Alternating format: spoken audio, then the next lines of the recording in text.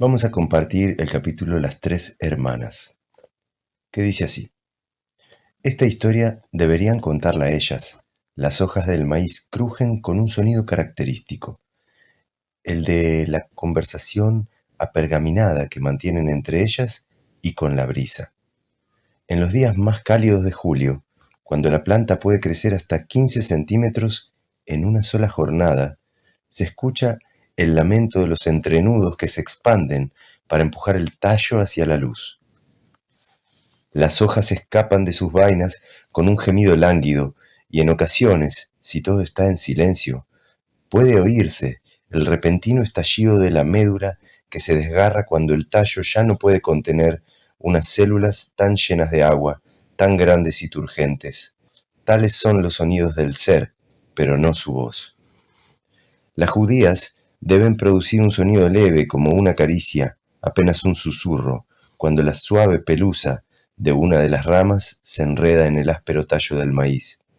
Las superficies vibran delicadamente al abrazarse, los zarcillos palpitan cuando se cinchan en torno a un tallo, un latido que solo los escarabajos alticinos que los merodean alcanzan a escuchar. Sin embargo, esta tampoco es la canción de las judías. Me he tumbado entre calabazas en proceso de maduración y he oído los crujidos de las hojas al mecerse, adelante y atrás, amarradas al tallo, mientras el viento las levantaba y las dejaba caer sobre el fruto al que daban sombra. Un micrófono pegado a una calabaza en crecimiento habría permitido escuchar el estallido de las semillas al expandirse y el fluir del agua que recorre la sabrosa carne anaranjada. Esos son sus sonidos, pero no su relato. La historia de las plantas no está en lo que dicen, sino en lo que hacen. Imagina que fueras un maestro sin voz para enseñar. Imagina que carecieras de lenguaje y que sin embargo tuvieras algo que decir. ¿No lo bailarías? ¿No lo representarías? ¿No lo contarías en cada uno de tus movimientos? Con el tiempo perfeccionarías la elocuencia, hasta el punto de que bastaría con mirarte para comprenderlo todo. Eso es lo que ocurre con el silencio de estas vidas verdes. Una escultura no es más que un trozo de roca con una topografía tallada y cincelada, pero su contemplación puede abrirte el corazón en canal, convertirte en una persona nueva. Transmite su mensaje sin palabras.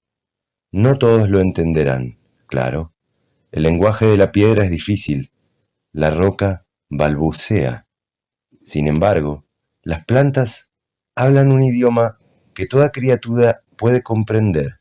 Sus enseñanzas se transmiten en un lenguaje universal, el alimento. Hace algunos años, Ahuiacata, una escritora cherokee, puso un pequeño paquete en mi mano. Era una hoja seca de maíz plegada como un envoltorio y atada con el cabo de un cordel. Sonrió mientras me advertía: no la abras hasta primavera. Esperé hasta mayo. Cuando lo desplegué encontré un regalo: 3 semillas. La primera era un triángulo dorado, un grano de maíz cuya parte superior ahuecada se estrechaba en una punta blanca y dura. La segunda era una reluciente alubia marrón, con pintas, curvada y elegante, en cuya concavidad interna se marcaba un ojo blanco, el hilo. Se me resbaló como una piedra pulida entre el pulgar y el índice, pero no era una piedra. La tercera era una semilla de calabaza, el plato oval de una vajilla de porcelana, los bordes rizados como una masa de hojaldre rellena, a punto de rebosar. En la mano tenía el milagro de la agricultura indígena, las 3 hermanas. Estas 3 plantas juntas, el maíz, las judías y la calabaza, llevan siglos alimentando a la gente, a la tierra y a la imaginación, indicándonos un camino posible para la vida. Hace miles de años que desde México a Montana, las mujeres, Han hecho montones de tierra de unos 50 centímetros de ancho y han colocado en ellos estas 3 semillas, las 3 en el mismo sitio. La primera vez que los colonos vieron los huertos indígenas en la costa de Massachusetts, dedujeron que los salvajes no sabían sembrar la tierra. Para ellos un huerto consistía en largas hileras de monocultivos, no en un enmarañado caos tridimensional. Sin embargo, comieron hasta hartarse y pidieron más y más. Sembrada en la tierra húmeda de mayo, la semilla del maíz absorbe rápidamente el agua, pues la fina cubierta exterior y los gránulos de almidón, el endosperma, la atraen. En nuestro continente es en primavera. La humedad activa las enzimas bajo el pericarpio, que abren el almidón y lo convierten en azúcares, alimentando de ese modo el crecimiento del embrión escondido en la punta de la semilla. El maíz se convierte así en la primera especie que emerge del suelo y saca a la superficie una fina punta blanca que verdece unas pocas horas después de exponerse a la luz. Abre una hoja, luego otra. Está solo. Las otras 2 semillas aún se están preparando. Al beber el agua de la tierra, la alubia se hincha, rompiendo el tejido moteado que la recubre y sacando una raíz que crece hacia abajo. Hasta que ésta no se encuentra segura, el tallo no empieza a doblarse, como si fuera un gancho que se abre paso hacia la superficie. No les sucede nada por no salir a la luz inmediatamente, pues cuentan con abundantes provisiones. En las 2 mitades de la alubia estaban ya contenidas las primeras hojas. Cuando emergen y se unen en la superficie del maíz, este ha alcanzado una altura de 15 centímetros. A las calabazas aún les falta un poco. Ellas son la hermana tardona. Pueden pasar semanas antes de que asomen los primeros tallos, todavía rodeados por la cubierta de la semilla, que reventarán las hojas cuando se abran. Me han contado que, una semana antes de sembrarlas, nuestros antepasados guardaban las semillas de calabaza en un morral de piel de ciervo con un poco de agua u orina para tratar de acelerar el proceso.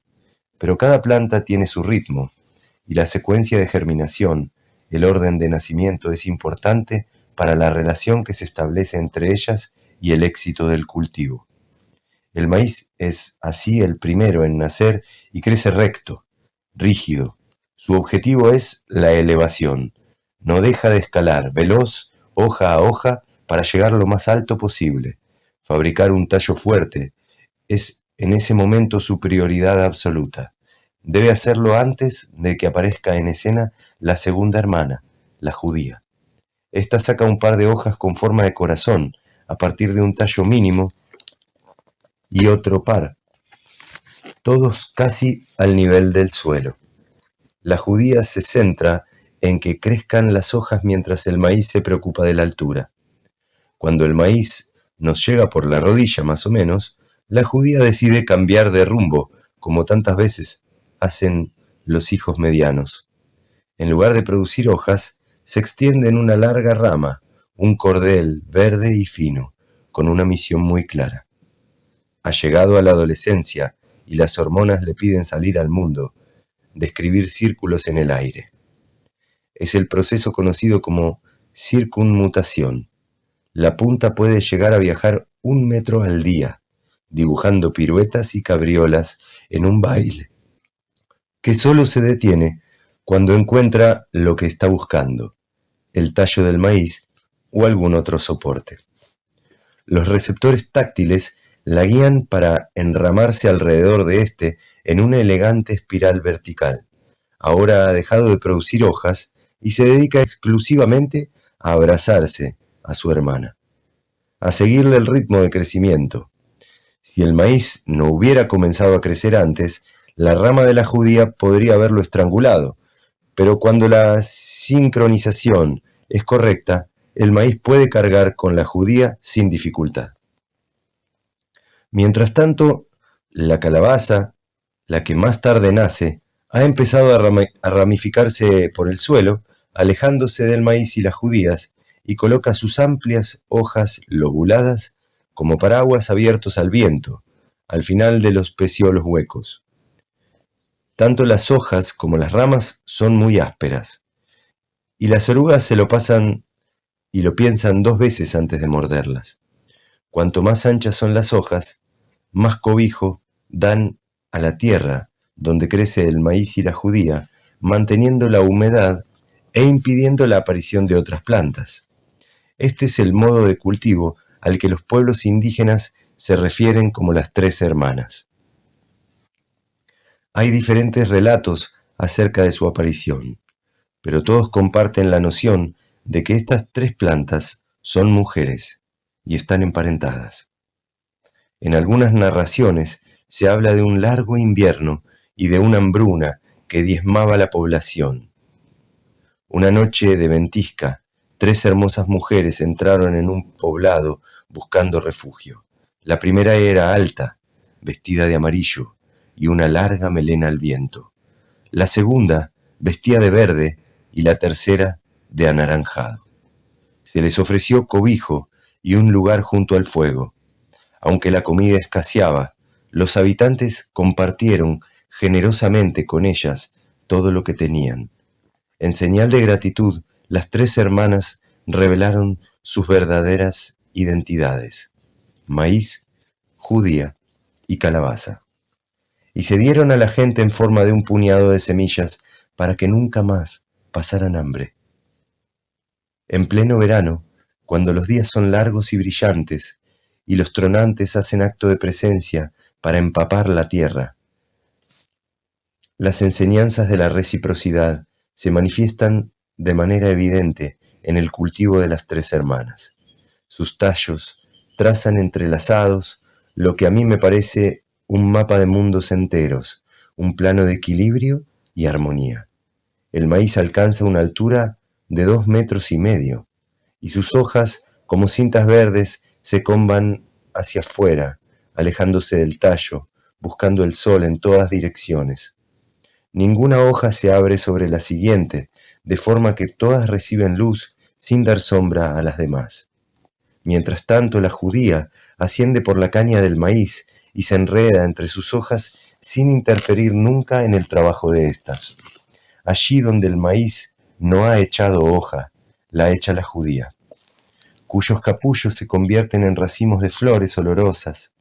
Las hojas de la judía se inclinan hacia el suelo, sin separarse del tallo del maíz.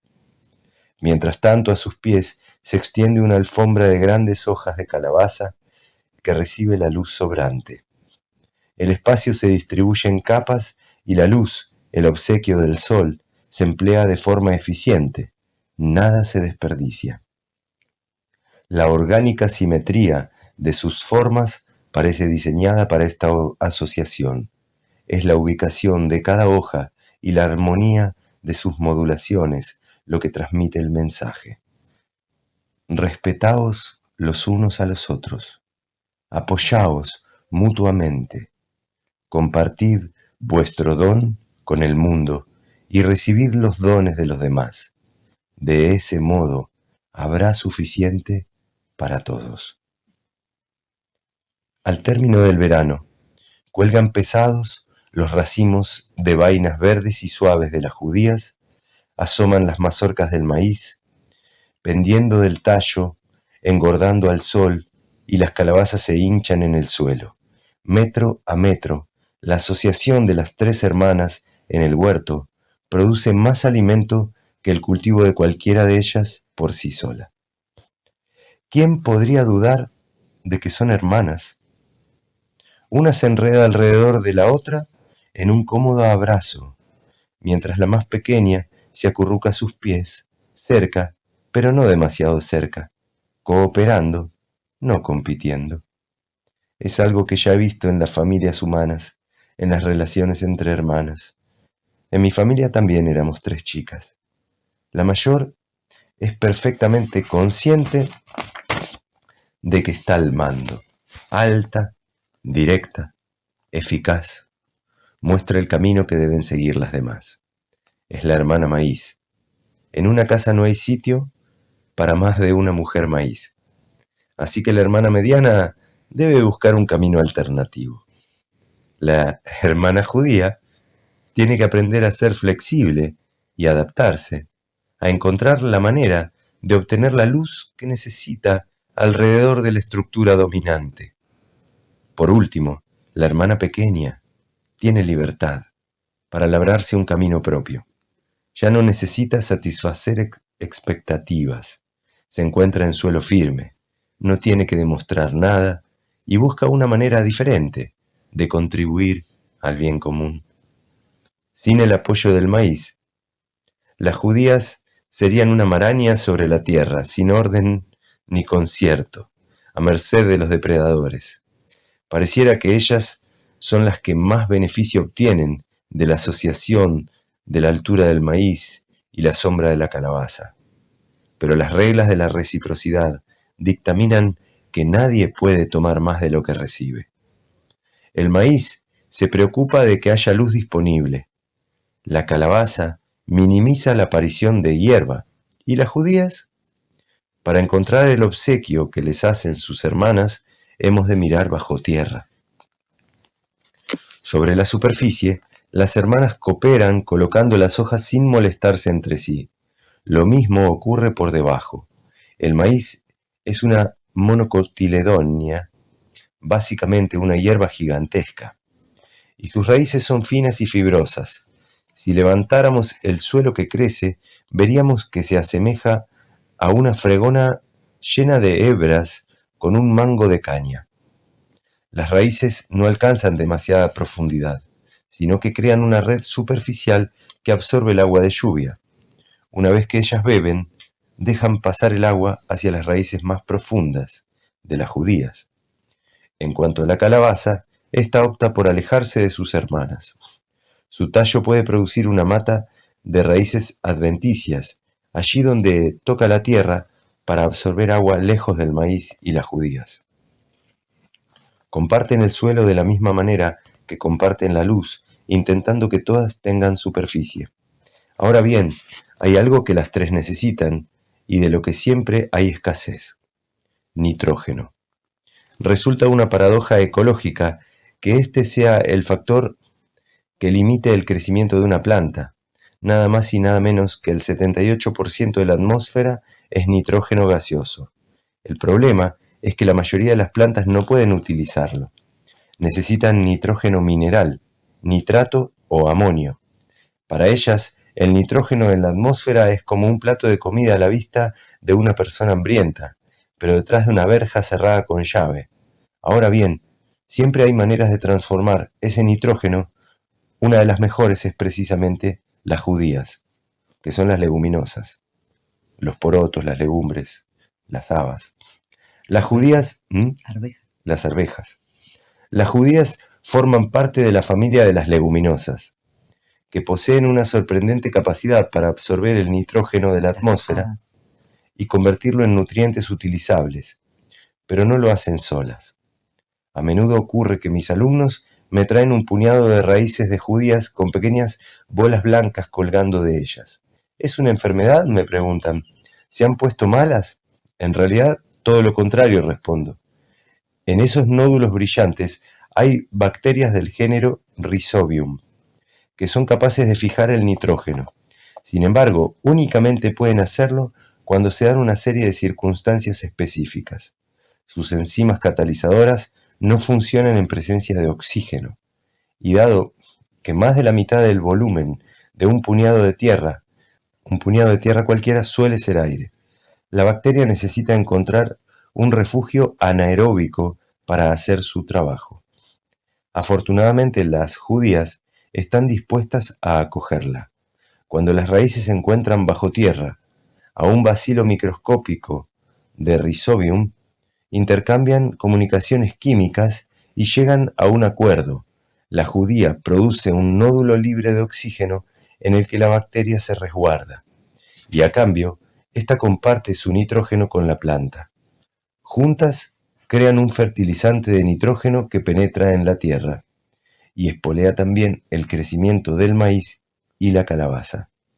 Así, las capas de la reciprocidad que ocurren en el huerto son múltiples: entre la judía y la bacteria, entre la judía y el maíz, entre el maíz y la calabaza, y al final con el ser humano.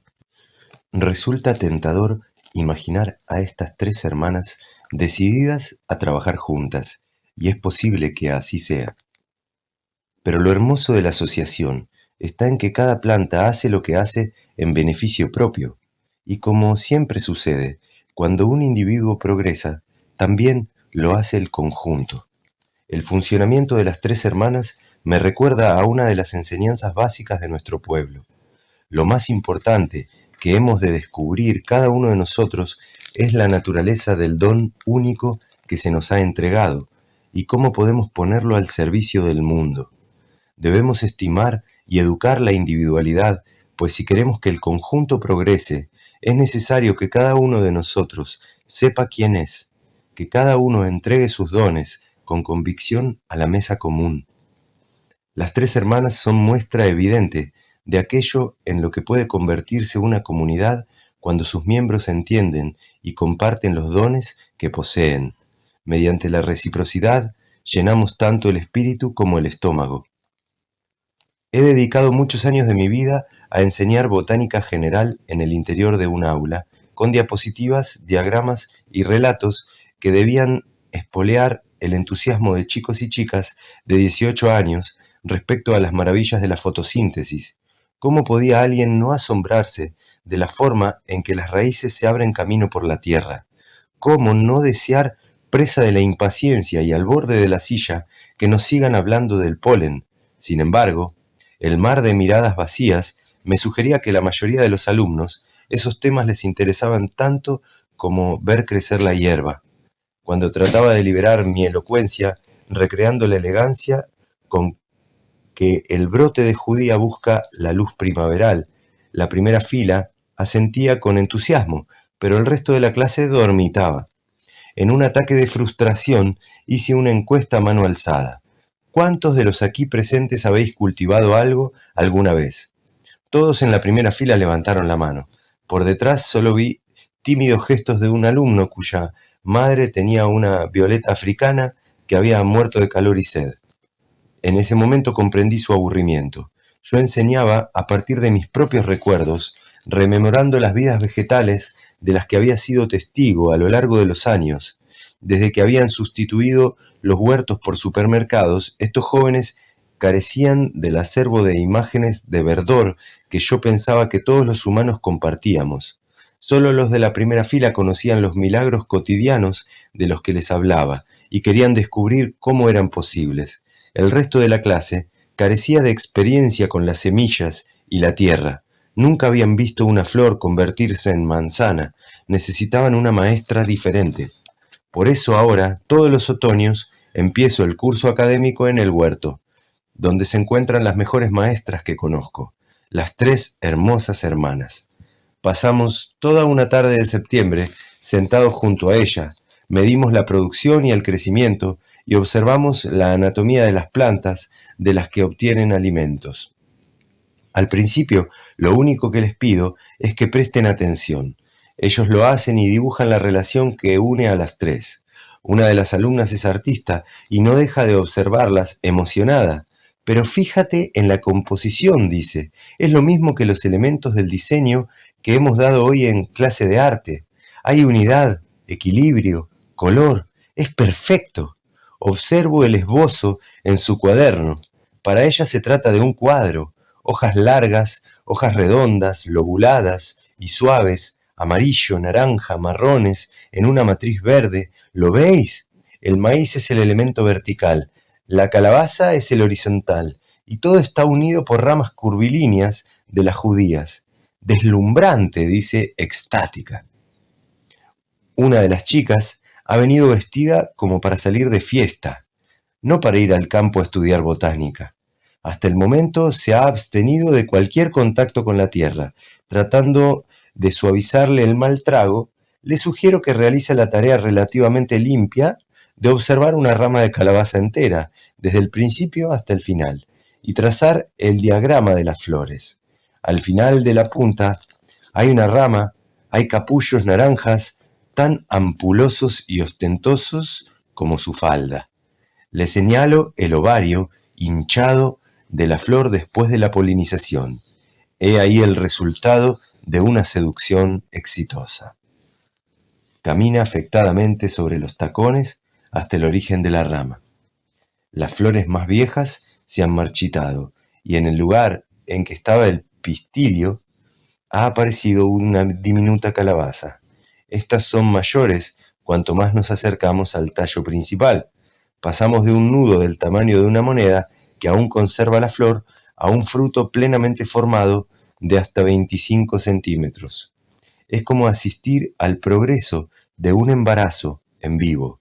Cogemos una calabaza moscada y la abrimos para que pueda ver las semillas en la cavidad interior.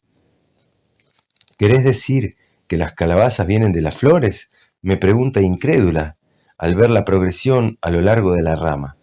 Esta variedad es la que comemos en acción de gracias. Me encanta. Sí, le explico, es el ovario maduro de la flor. Abre los ojos asombrada. O sea que he estado comiendo ovarios todos estos años. ¡Puaj! No pienso volver a probarlas. En el huerto existe una sexualidad muy terrenal. A la mayoría de los alumnos les fascina la revelación del fruto. Les pido que abran una mazorca de maíz con cuidado, sin tocar el pelo que crece al final. Primero desprenden la vasta cáscara externa, luego quitan capa tras capa de hojas internas, cada una más fina que la anterior, hasta llegar a la última, la más delgada de todas, tan íntimamente pegada al maíz que pueden sentir los granos adheridos en el embés. La despegamos y de la mazorca expuesta y sus hileras de granos emerge un dulce aroma lechoso. Observamos los filamentos individuales del pelo del maíz. Por fuera son marrones y rizados, pero en el interior son incoloros, decididamente apetitosos, como si estuvieran llenos de agua. Cada una de las hebras conecta un grano de la mazorca con el mundo exterior. La flor del maíz contiene múltiples ingenios para empezar. Cada hebra es, en realidad, un pistilo larguísimo. Uno de los lados se agita en la brisa para recoger el polen y el otro continúa adherido al ovario. Funcionan como conductos acuosos por los que viaja el esperma, que se libera de los granos de polen. Este recorre las hebras hasta el grano lechoso, el ovario. Solo cuando se fertilizan los granos de maíz adquieren esa forma rellena y el característico color amarillo. Una mazorca es madre de tantos hijos como granos de maíz hay en ella. Cada uno con su padre potencialmente diferente. No es de extrañar que haya sido la madre del maíz quien se lo entregó a nuestro pueblo. Las judías también crecen como fetos en el vientre materno. Los alumnos mascan plácidamente unas finas y verdes vainas de judía escarlata fresca. Les pido que abran primero una de ellas para ver lo que están comiendo. Shed hace una hendidura con la uña y la abre. Ahí están, 10 pequeñas judías en fila. Cada una está unida a la vaina por un frágil cordón verde. El funículo no mide más de unos milímetros y es el análogo del cordón umbilical de los humanos. A través de él, la madre planta alimenta a su prole. Los estudiantes se acercan para observar. Shed pregunta, ¿significa eso que las semillas de las judías tienen ombligo? Todos se ríen, pero la respuesta está ante sus ojos. Cada alubia presenta una pequeña cicatriz del funículo, un punto coloreado en la cubierta, el hilo. Sí, las alubias tienen ombligo. Las madres plantas nos alimentan y traen a sus hijos al mundo en forma de semilla, para seguir haciéndolo. Cada agosto me gusta celebrar una cena colaborativa en honor a las 3 hermanas. Pongo manteles en las mesas que hay detrás de los arces y ramos de flores silvestres en tarros de cristal sobre cada una de ellas. Empiezan a llegar los invitados y todos traen consigo un plato o una cesta. Las mesas se llenan con bandejas de pan de maíz dorado, ensalada de alubias, pastel de judías pintas, chile de judías negras y guiso de calabaza de verano. Mi amiga Lee prepara una bandeja de calabazas rellenas de crema de polenta. Hay una cazuela humeante de sopa de 3 hermanas, verde y amarilla, con rodajas de calabaza de verano. Cuando estamos todos, como si no hubiera suficiente comida, tenemos el ritual de ir al huerto y recolectar más. Llenamos un cesto solo con mazorcas. A los niños se les encarga pelar el maíz, mientras los padres llenamos los cuencos de judías verdes recién cortadas. Y otros niños más pequeños rebuscan entre las hojas ásperas los capullos de flores de calabaza. Con cuidado rebozamos las flores con una masa de queso y harina de maíz y las freímos hasta que quedan crujientes. Nada más salir al plato, desaparecen. Lo asombroso de las 3 hermanas no está solo en el proceso de crecimiento, también en su complementariedad en la mesa. Sus sabores combinan muy bien y forman una tríada nutricional que alimentaría a cualquier pueblo. El maíz es esencialmente almidón, sea cual sea la forma en que se consuma. En verano se ocupa de convertir la luz del sol en hidratos de carbono para que la gente pueda tener energía durante el invierno. Pero nutricionalmente el maíz por sí solo no basta. Las judías han colaborado con él en el huerto y ahora lo complementan en la dieta. Merced a la capacidad para fijar el nitrógeno, son ricas en proteínas y llenan los huecos alimenticios dejados por el maíz. Una persona puede vivir bien con una dieta de judías y maíz, aunque ninguno de ellos individualmente sería suficiente. Además, carecen de las vitaminas que ofrece la carne de la calabaza, rica en caroteno. Las 3 juntas son, de nuevo, mucho mejores que por sí solas. Hemos cenado tanto que no nos cabe el postre. Hay un plato de pastel indio y bizcochos de maíz con sirope de arce esperándonos, pero no podemos más que quedarnos sentados y observar el valle, mientras los niños corren y juegan. Las tierras que tenemos delante son fundamentalmente cultivos de maíz, largas parcelas rectangulares, alternando entre zonas de bosque, bajo la luz inclinada de la tarde. Las hileras de maíz se dan sombra unas a otras, acomodándose a los contornos de la colina. Desde donde estamos parecen líneas de texto sobre una página, largas líneas de letras verdes recorriendo la ladera. La verdad de nuestra relación con la tierra no está escrita en ningún libro, tan bien como sobre el propio terreno. En esa colina leo una historia de gente que valora por encima de todo la uniformidad y la eficiencia, una historia en la que la tierra se ha moldeado para satisfacer los deseos de las máquinas y las demandas del mercado. En la agricultura indígena, lo habitual era modificar las plantas para que éstas se adaptaran a la tierra. En consecuencia, existen múltiples variedades de maíz, que nuestros antepasados domesticaron para que cada una pudiera darse en un lugar específico. La agricultura moderna, basada en la potencia del motor y en los combustibles fósiles, optó por el camino contrario, alterar la tierra para que ésta se adaptara a las plantas, que son clones unas de otras, espeluznantemente similares. Una vez que reconoces al maíz como una de las hermanas, ya es para siempre. Sin embargo, las largas filas de maíz de los cultivos convencionales parecen una criatura totalmente distinta. La relación desaparece y los individuos se pierden en la anonimia. Es imposible reconocer un rostro amigo en un ejército uniformado. Estas hectáreas son hermosas a su manera, pero tras haber visto el maíz en el huerto de las 3 hermanas, me pregunto si no se sentirá demasiado solo. Ahí debe de haber millones de plantas de maíz, hombro con hombro, sin judías ni calabaza, ni apenas una hierba a la vista. Son los campos de mi vecino, y he observado cantidad de viajes de tractor necesarios para tener un terreno tan limpio. Las fumigadoras le aplican fertilizantes, cuyo aroma puede notarse en primavera cuando se levanta la brisa. Una dosis de nitrato de amonio sustituye a las judías. Y puesto que no hay calabazas, los tractores tienen que regresar con herbicidas para acabar con las hierbas. En la época en que estos valles se dedicaban al cultivo de las 3 hermanas, había multitud de insectos y muchísima hierba, pero nadie necesitaba insecticidas. Los policultivos, campos con diferentes especies vegetales, son menos susceptibles a las plagas que los monocultivos.